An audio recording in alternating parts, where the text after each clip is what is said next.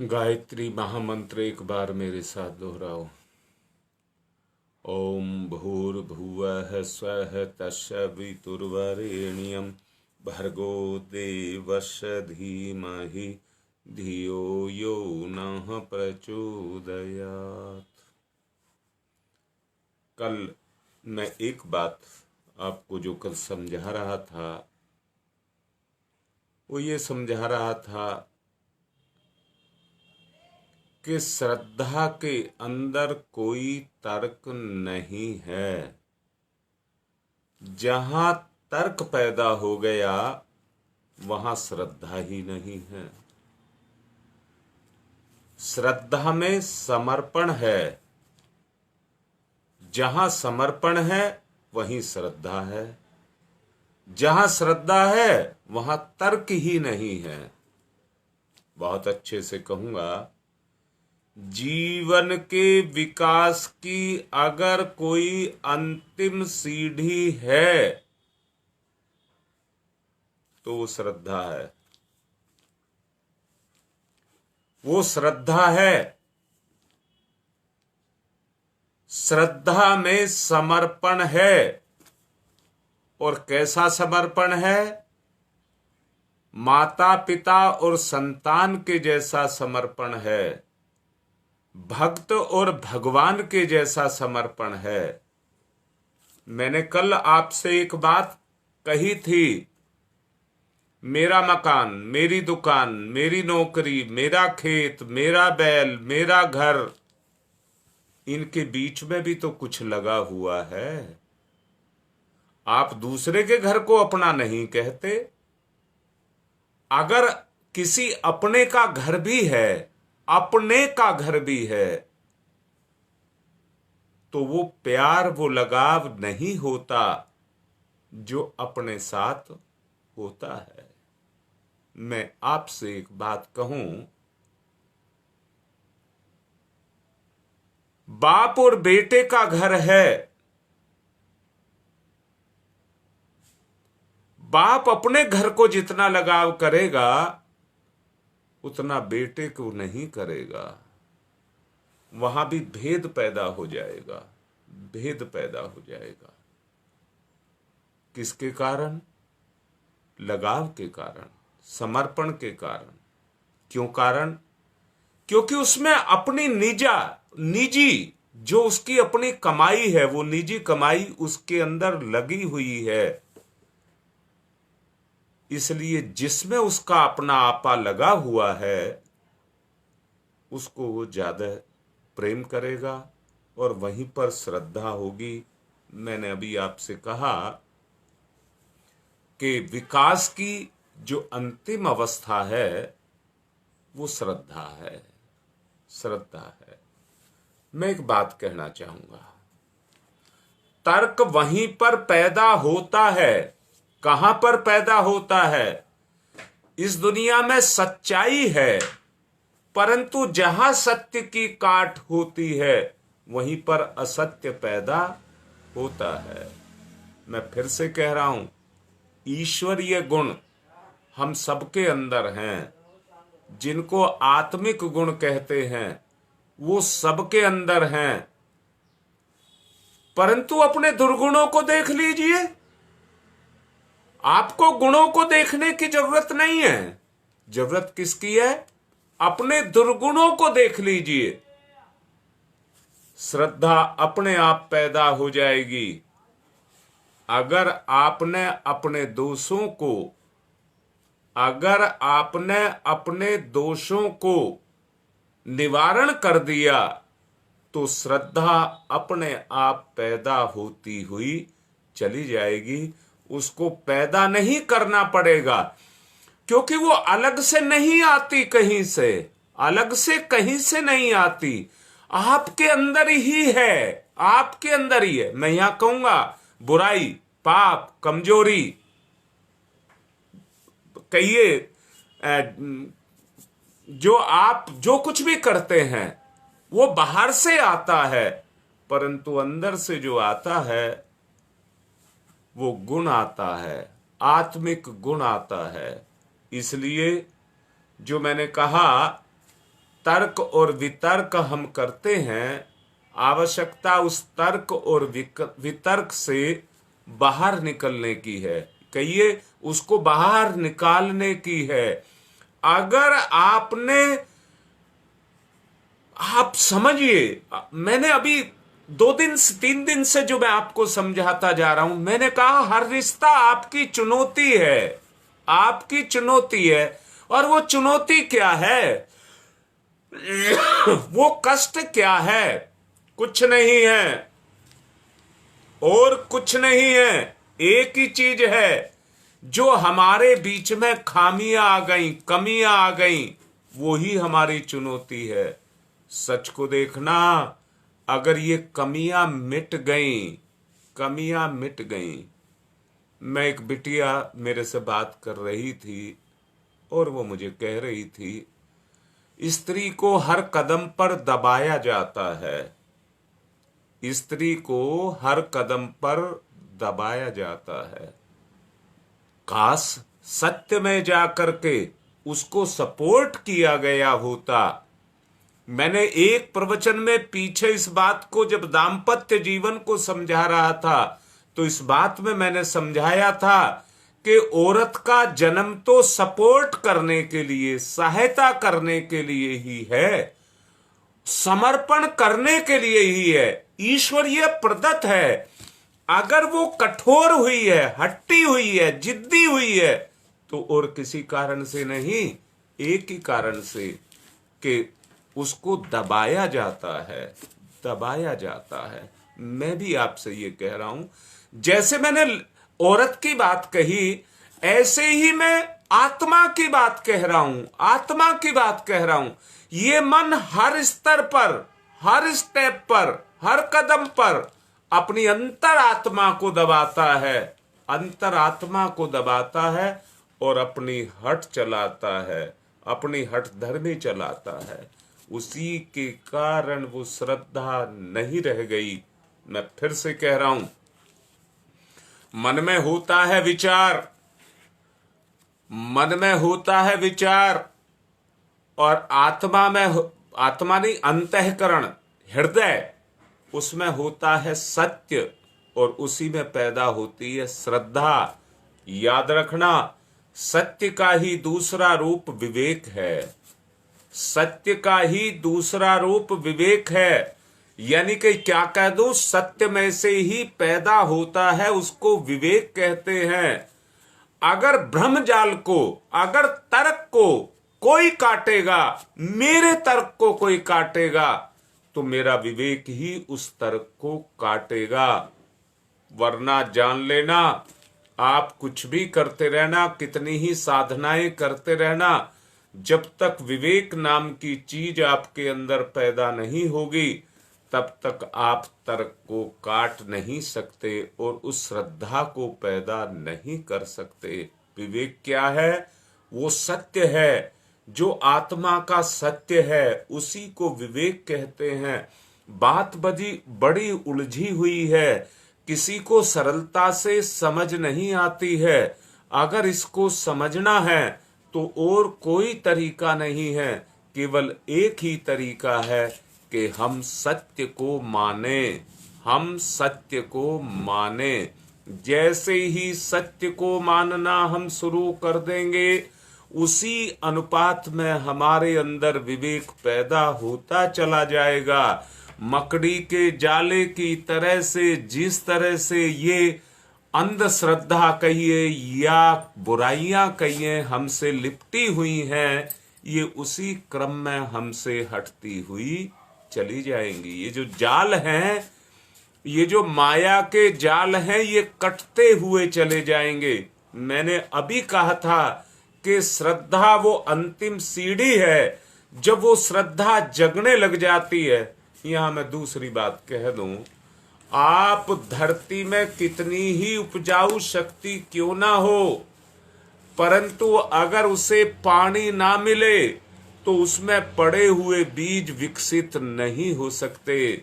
ठीक इसी तरह से अगर ईश्वर के प्रति, बड़ों के प्रति, अपनों के प्रति अगर हमारे अंदर श्रद्धा पैदा ना हो, तो जान लेना वो गुण जो आत्मिक गुण है वो कभी भी विकसित नहीं होंगे, कभी भी विकसित नहीं होंगे। अगर उन गुणों को विकसित करना चाहते हैं तो उनको विकसित करने के लिए मात्र एक ही रास्ता है, उसको श्रद्धा कहते हैं। मैं यहाँ बहुत अच्छे से कहना चाहूंगा, जिस संबल की आवश्यकता व्यक्ति को है उसी का नाम श्रद्धा है, उसी का नाम श्रद्धा है। उसका सहारा लेकर के ही आप अपनी चेतना को ऊंचा उठा सकते हैं। बिना श्रद्धा के सांसारिक सफलताएं तो मिल सकती हैं, सांसारिक सफलताएं तो आपको मिल सकती हैं, परंतु आत्मिक संतोष मिल पाना किसी भी तरह से संभव नहीं है। अगर आप आत्मिक संतोष पाना चाहते हैं तो उस आत्मिक संतोष को पाने के लिए श्रद्धा को पैदा करना नितांत आवश्यक है, नितांत आवश्यक है। अंतिम या आत्मिक, अंतिम या आत्मिक, मुझे एक बात बताओ। 45 फोन इस समय मेरे साथ जुड़े हुए नजर आ रहे हैं। मैं एक बात आपसे कहता हूं, आत्मिक संतोष की बात कह रहा हूं। जब तक आत्मिक लगाव आपका होगा नहीं तब तक आत्म संतोष आपको नहीं मिलेगा, तब तक आत्मिक संतोष आपको नहीं मिलेगा। सोचिए जो बात कह रहा हूं, अगर उसको पैदा करना है तो उस गुण को पैदा करना पड़ेगा। और आज के परिवेश में, आज की परिस्थितियों में जिसमें से आज का व्यक्ति गुजर रहा है, मैं पूछ रहा हूं, छोटे छोटे बच्चे क्यों बिगड़ रहे हैं?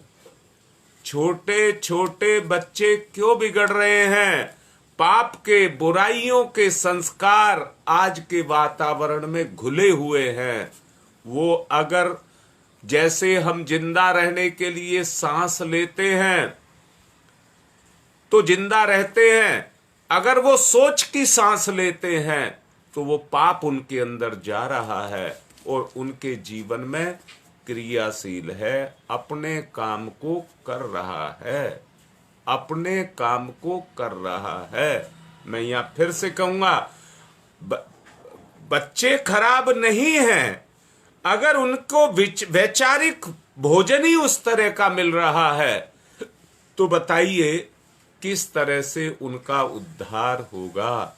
अगर उद्धार आप करना चाहते हैं तो एक ही काम है, आत्मिक संतोष को अपने अंदर पैदा करना पड़ेगा। आध्यात्मिक पुरुषार्थ से ही यह संभव है, आध्यात्मिक पुरुषार्थ, इसके अलावा संभव नहीं है।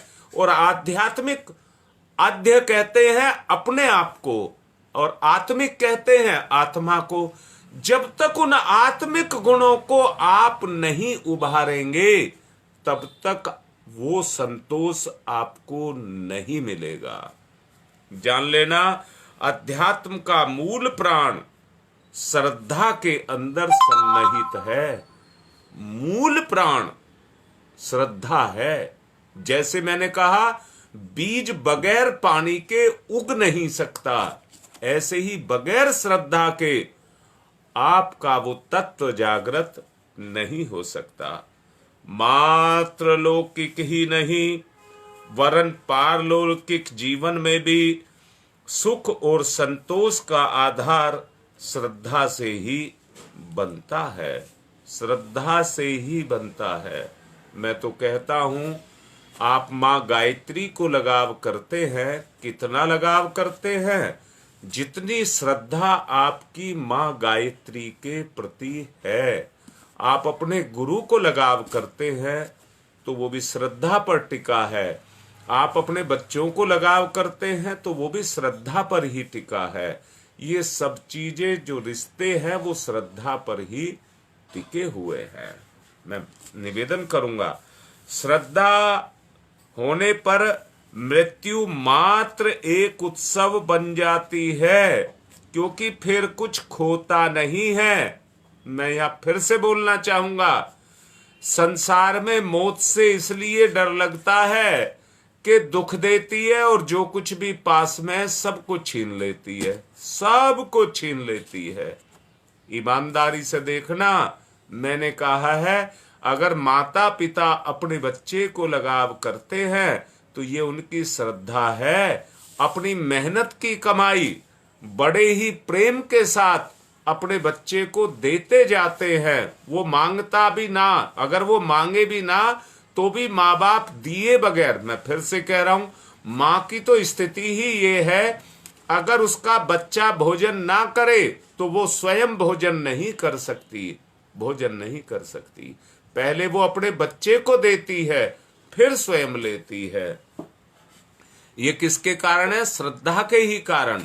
मैं फिर से कह रहा हूं, अगर व्यक्ति के जीवन में श्रद्धा बढ़ती चली जाए तो उसके लिए मृत्यु कोई छीनने वाली, दुख देने वाली नहीं होती है, परंतु मृत्यु भी एक उत्सव बन जाती है। फिर वो उत्सव की तरह से उसको मानता है।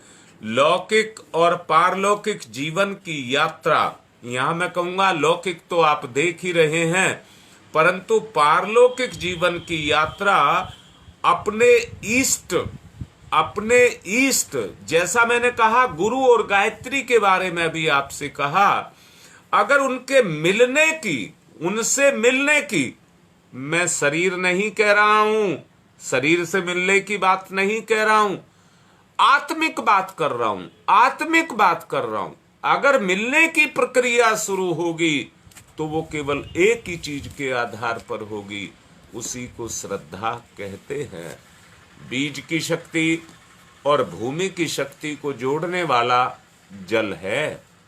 ठीक इसी तरह से गुरु की शक्ति और शिष्य की शक्ति, भक्त की शक्ति और भगवान की शक्ति, इष्ट की शक्ति और याचक की शक्ति, दोनों को अगर जोड़ने वाला कोई तत्व है तो उसको श्रद्धा कहते हैं।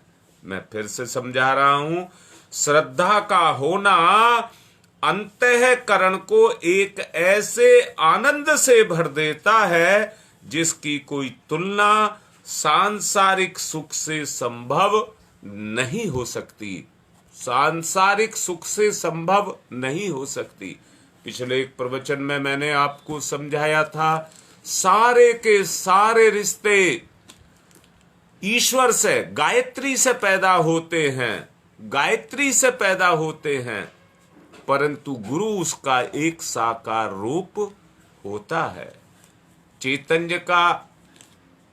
चैतन्य रूप अगर कोई है तो वो गुरु है। इसलिए गुरु को ब्रह्मा विष्णु महेश की उपाधि दी गई है कि तीनों शक्तियों के अंदर वो ही समाया हुआ है, वो ही समाहित है। मैं निवेदन करूंगा, सांसारिक कोई भी सुख वो सुख देने वाला नहीं है जो आत्मिक सुख हमें उस श्रद्धा के कारण मिलता है। उस आनंद के आगे संसार के बड़े से बड़े सुख भी छोटे पड़ जाते हैं। इसलिए याद रखना, श्रद्धा का सुख अनंत है, उसकी कोई सीमा नहीं है। अंदर से महसूस करो, जितनी आपकी श्रद्धा बढ़ती हुई चली जाएगी, मैं फिर से कह रहा हूं, आदमी किसी भी गलत काम को अगर करता है तो उसके प्रति उसके मन में लगाव होता है। आदमी चोरी करता है तो चोरी के लिए भी उसके मन में लगाव होता है, या कोई भी काम करता है उसके मन में उसके प्रति लगाव होता है, परंतु उस लगाव की जो चरम अवस्था है, उस चरम अवस्था का नाम ही श्रद्धा है। मैंने अभी आपसे कहा कि व्यक्ति को अगर श्रद्धा को जगाना है तो मेरी दृष्टि में इससे आसान कोई रास्ता नहीं है। आप श्रद्धा को कितना ही जगाने का प्रयास करिए, परंतु जान लेना, आपकी कमी, आपकी बुराई बीच में आ जाएगी, बीच में आ जाएगी। मैं आपसे बोल रहा हूं, आपकी जीभ चटोरी है, आप भगवान के प्रति कितनी ही श्रद्धा जगाइए, जब जगाने का प्रयास करेंगे तो चटोरापन बीच में आकर के बैठ जाएगा, बुराई बीच में आकर के बैठ जाएगी। अगर केवल एक ही प्रयास आप करें, मैं विशुद्ध रूप से आत्मा हूं, परमात्मा का अंश हूं, उन दिव्य गुणों से ओतप्रोत हूं जो परमात्मा के गुण हैं, और उन गुणों को मैं गुरु का सहारा लेकर के अपने अंदर जागृत करना शुरू करूं, और वो कमियां जो मेरे अंदर हैं उनको छोड़ना कहो, मिटाना कहो, गौण करना कहो। मैंने अभी आपसे एक बात कही, सत्य का जो दूसरा वो स्वरूप है, मतलब एक ही चीज के दो पक्ष होते हैं। जहां सत्य होगा वहां विवेक जरूर होगा। अब मैं दूसरी बात कहता हूं, जहां सूरज होगा वहां उसका प्रकाश जरूर होगा, जहां प्रकाश होगा वहां अंधेरा टिक नहीं सकेगा। अब फिर दोबारा से बोलता हूं, जहां विवेक पैदा हो गया, सत्य पैदा हो गया, वहां विवेक पैदा हो जाएगा, और जहां विवेक पैदा हो गया वहां अज्ञानता टिक नहीं सकेगी। सत्य के होते असत्य टिक नहीं सकता। इसलिए मैं फिर से कह रहा हूं, सच्चाई को मानिए, सच्चाई को मानिए, इसी में सबका भला है, इसी में सबका भला है। जितनी सच्चाई पर आप अपने आप को टिकाएंगे उतना ही भला आपका होता हुआ चला जाएगा। इसलिए सत्य को मानिए। श्रद्धा का अर्थ ही आत्मविश्वास है, श्रद्धा का अर्थ ही आत्मविश्वास है। अर्थात मैं एक बात कह दूं कि वहां पर मैं नाम का कोई चीज नहीं रह जाएगी, आत्मा ही सब कुछ हो जाएगी, आत्मा को ही प्रधानता चली जाएगी, आत्मिक गुण ही उसके अंदर क्रियाशील हो जाएंगे। व्यक्ति संसार में तो रहेगा परंतु गुण जो काम करेंगे वो आत्मा के करेंगे। याद रखना, इसी आत्मविश्वास के आधार पर ईश्वर विश्वास आपके अंदर जगना शुरू हो जाएगा। मैं फिर से कहता हूं, जैसे ईंधन के अंदर आग प्रकट होना शुरू हो जाती है, ऐसे ही ईश्वर विश्वास के रूप में आपके अंदर प्रकट होना शुरू हो जाएगा। ईश्वर आपके अंदर प्रकट होना लग जाएगा। जैसे जैसे विश्वास जमता जाएगा वैसे ही वैसे ईश्वरीय तेज आपके अंदर साकार होता हुआ चला जाएगा। मैं कल भी एक बात कह रहा था, अंधश्रद्धा की बात भी कह रहा था। अंधी श्रद्धा पैदा नहीं करनी है, अंधविश्वास नहीं करना है, अंधविश्वास नहीं करना है। मैं फिर से कह रहा हूं, एक बच्चा है, मैं अभी उसकी बहन से बात शाम को कर रहा था और मैं उसको कह रहा था, ये कह रहा था ईश्वर विश्वास अपनी जगह पर है, परंतु अंधविश्वास की बात मैं कहूंगा। किसी ने कह दिया कि गायत्री का जप स्त्री नहीं कर सकती। हमारा गुरु साक्षात है और सत्य है, हमारा गुरु साक्षात है और सत्य है। जो हमारे गुरु ने बोला है हम उन पर विश्वास करें जिनका हमको पता ही नहीं है। किसने कहा है कि स्त्री को गायत्री मंत्र का जप नहीं करना चाहिए, हम उस पर विश्वास करें। ये जो साकार रूप में हमारे सामने आया है और वो कह रहा है कि नहीं, सबको करना चाहिए। इसलिए मैं उस बिटिया को समझा रहा था कि भ्रांतियां ना फैलाई जाएं। गायत्री के अनेक सिद्धांत हैं, या मैं कहूंगा जहां सत्य है वहां असत्य भी है। उसमें बहुत सारे तर्क हैं, बहुत सारे तर्क हैं। तर्क ही आदमी को गलत सिद्ध कर देते हैं, गलत ही आदमी को सिद्ध कर देते हैं कि आदमी गलत है। न्यायालय में जितने भी न्याय होते हैं वो तर्क के आधार पर होते हैं, परंतु सच देखिए, अगर कोई सीधा सरल और सच्चा आदमी है, जब वो तर्क में आता है तो झूठा पड़ जाता है, झूठा पड़ जाता है। मैं कहूंगा गुरु का होना ही सत्य है, और इसी को श्रद्धा कहते हैं। जो गुरु का वचन है वो परमात्मा का वचन है। जो गुरु ने कह दिया उसको कभी नहीं काटते हैं, उस पर कहिए पूर्ण विश्वास करते हैं, पूर्ण विश्वास करते हैं। बहुत अच्छे से समझ लेना, जो गुरु वचनों पर पूर्ण विश्वास करता है उसे किसी प्रचलन की, किसी परंपरा की, किसी भी मान्यता की, या कहिए जो परंपराएं आज चल रही है उनको किसी उनकी आवश्यकता नहीं होती। मैं फिर से कह रहा हूं, गुरु अपने आप में तीर्थ है, गुरु अपने आप में पुण्य है, गुरु अपने आप में ईश्वर है, गुरु अपने आप में भक्ति है, गुरु अपने आप में कल्याण है। जो आप चाहते हैं, अगर आपकी गुरु के या गायत्री के प्रति आपकी श्रद्धा है तो इसी श्रद्धा के कारण आपका उद्धार हो जाएगा। अब अंधश्रद्धा किसको कहते हैं? परंपराओं को कहते हैं। ऐसे पर्व मनाया जाता है, ऐसे पर्व मनाया जाता है, ये सब क्या है? उनके क्या आधार हैं? उनका कोई आधार नहीं है। मैं सच कह रहा हूं, अगर हमारे जीवन का कोई आधार है तो हमारे माता पिता और हमारे गुरु ही हमारे आधार हैं, और सबका आधार गायत्री है। गायत्री वो आत्मज्ञान है, आत्मज्ञान है। और मैंने कल भी बोला था, आज भी बोल रहा हूं, बुद्धि तो तर्क पैदा करती है, परंतु सद्बुद्धि समर्पण पैदा करती है। सद्बुद्धि समर्पण पैदा करती है। इसलिए आवश्यकता तर्क की नहीं है, आवश्यकता समर्पण की है। अंधश्रद्धा की आवश्यकता नहीं है, आवश्यकता श्रद्धा की है।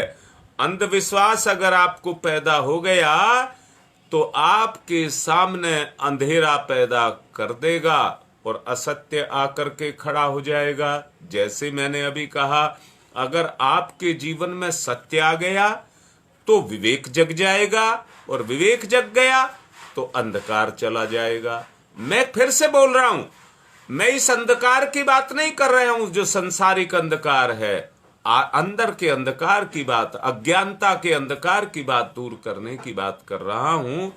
अगर आदमी भौतिक सांसारिक बुद्धि का सहारा लेकर के चलेगा तो अंदर से तर्क पैदा होते रहेंगे, तर्क पैदा होते रहेंगे, और हमको अपने मूल रास्ते से भटकाते हुए रहेंगे, नहीं करने देंगे। जब तो हम करेंगे, ध्यान तो हम करेंगे, स्वाध्याय तो हम करेंगे, परंतु साथ ही साथ वो तर्क पैदा करते रहते हैं, उस विश्वास को, उस ज्ञान को जमने नहीं देते, उस ज्ञान को जमने नहीं देते।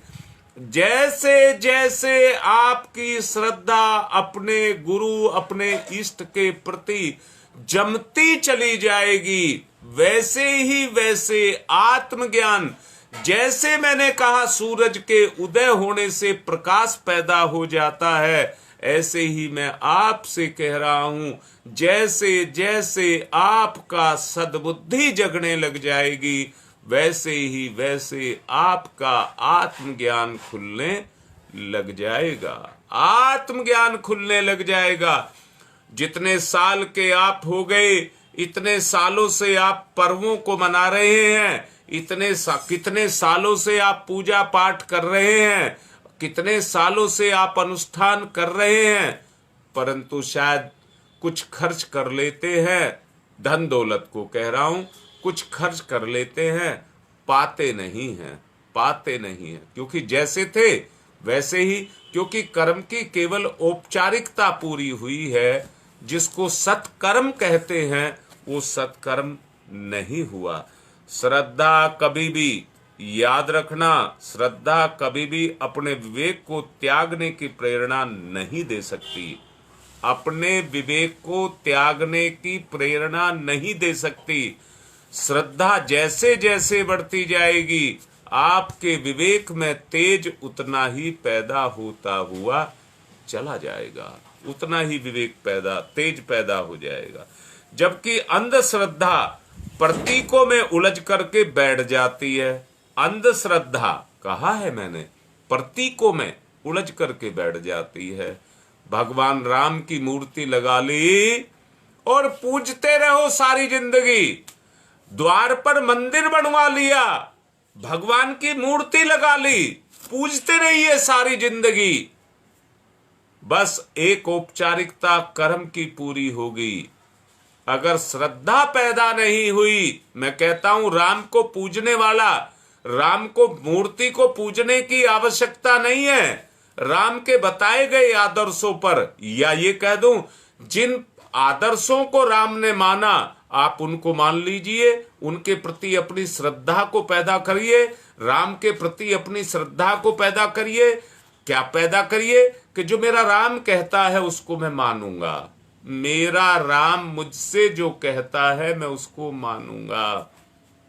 मैं इस बात को मना नहीं कर रहा कि आदमी को मूर्ति पूजा नहीं करनी चाहिए, इस बात को बिल्कुल अपने अपने कुछ देना है, कुछ समर्पण करना है, कुछ त्याग करना है, तो उसका साक्षात जो आधार है वो विग्रह है। विग्रह माने मूर्ति, उसके सामने जाकर के आप अपनी बात करते हैं, अपनी बात कहते हैं और कहते हैं, करते हैं, तो प्रभाव के रूप में आप, क्रिया के रूप में प्रतिक्रिया आपके ऊपर पड़ती है। मैं फिर से कह रहा हूं, प्रतीकों में उलझने की आवश्यकता नहीं है। साक्षात गुरु का स्वरूप जो परम पूज्य गुरुदेव ने अपने वांग में, साहित्यों में लिखा है, 3200 किताब लिख करके गए हैं, उनका उद्देश्य यही था कि किसी तरह से भी मेरा जो साधक है या कहिए मेरा जो संतान है वो किसी भी तरह से भटके ना, किसी भी तरह से भटके ना। अंधश्रद्धा भटकाती है, अंधश्रद्धा भटकाती है, क्योंकि करने वाला तो अपनी पूरी जान लगा करके कर रहा है, परंतु परिणाम उसका सच्चा नहीं आता, सच्चा नहीं आता। ये तो लाइन पीटने, लकीर पीटने वाली बात रह जाती है, उससे वो उलझ करके ही रह जाता है। जो उसका मूल उद्देश्य है उससे वो भटक जाता है, और भटक जाने के कारण जो वास्तविकता है वो सामने प्रकट नहीं होती है। इसलिए मैं जैसा स्वामी गोस्वामी तुलसीदास जी ने अपने रामचरित्र मानस को लिखने से पहले लिखा था, भवानी शंकरौ वंदे श्रद्धा विश्वास रूपणौ। गोस्वामी तुलसीदास जी ने अपनी प्रार्थना में ये सबसे पहले कहा था, श्रद्धा और विश्वास भगवान शंकर का और माँ पार्वती का साक्षात स्वरूप है, साक्षात स्वरूप है।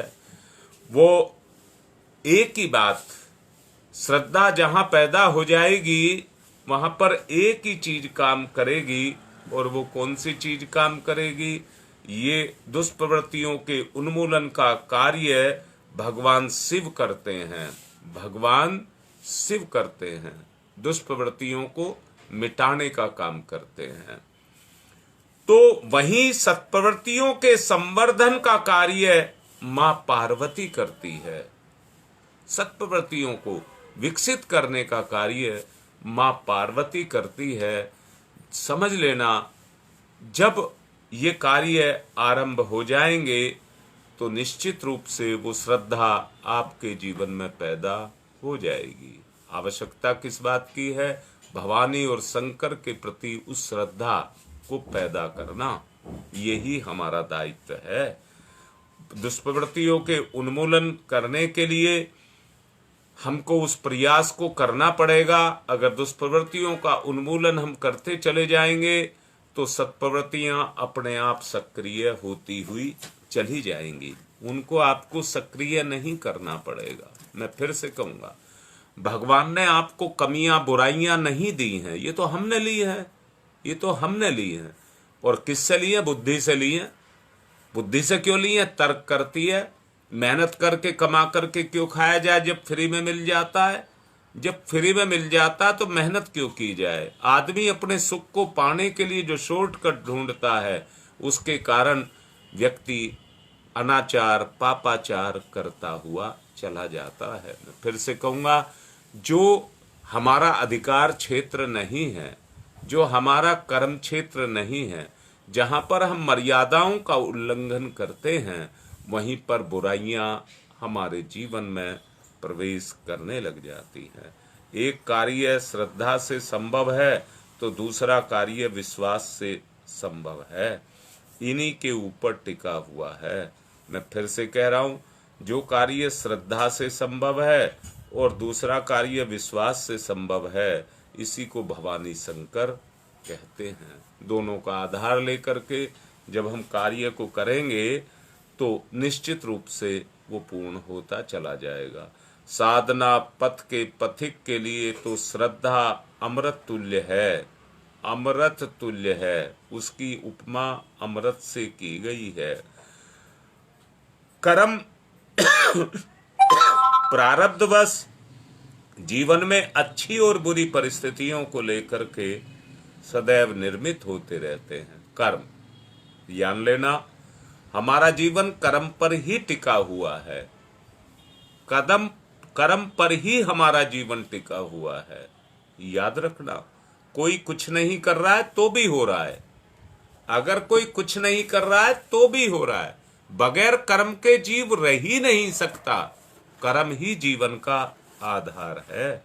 इसलिए परिस्थितियां अच्छी और बुरी सबके लिए होती हैं, परंतु जो अच्छे काम करता है वो उन कठिनाइयों का, मैंने कल शेर की बात जो कही थी, उन कठिनाइयों का मुकाबला करता है, परंतु किसी भी परिस्थिति में वो खींचता, निराश होता, हताश नहीं होता है। भगवान पर श्रद्धा को रखता है तो पूर्ण विश्वास के साथ अपने कर्म में जुटा रहता है। जैसे जैसे वो जुटा रहता है, विश्वास बढ़ता चला जाता है और विश्वास के साथ श्रद्धा भी बढ़ती हुई चली जाती है।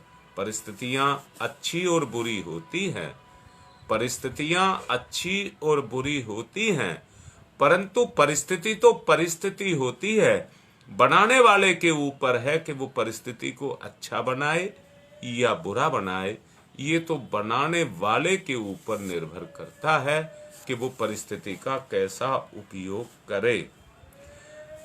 इनसे पार निकलने का समय यदि साथ में श्रद्धा का सहारा हो तो जो कठिनाइयां पैदा होती हैं वो कठिनाइयां बहुत देर तक टिकती नहीं हैं और देखते देखते रास्ता साफ होता चला जाता है। मार्ग में जितने भी विघ्न बाधाएं हैं वो अपने आप हटती हुई, तिरोहित होती हुई अपने आप चली जाती हैं और जैसे जैसे वो चलती जाती हैं वैसे ही वैसे हमारे रास्ते साफ होते हुए चले जाते हैं। मैं फिर से कहूंगा, इस बात को बिल्कुल भी नहीं सोचना। याद रखना, जो व्यक्ति अपने जीवन में वास्तव में जीवन की यात्रा को शुरू करेगा वो इस बात को नहीं देखेगा कि कितनी कितनी मुसीबतें, कैसी कैसी परिस्थितियां मेरे सामने पैदा होंगी, प्रकट होंगी, इनको नहीं देखेगा। वो केवल इस बात को देखेगा कि मुझे सत्य के मार्ग पर अडिग होकर के चलना है, अडिग होकर के चलना है।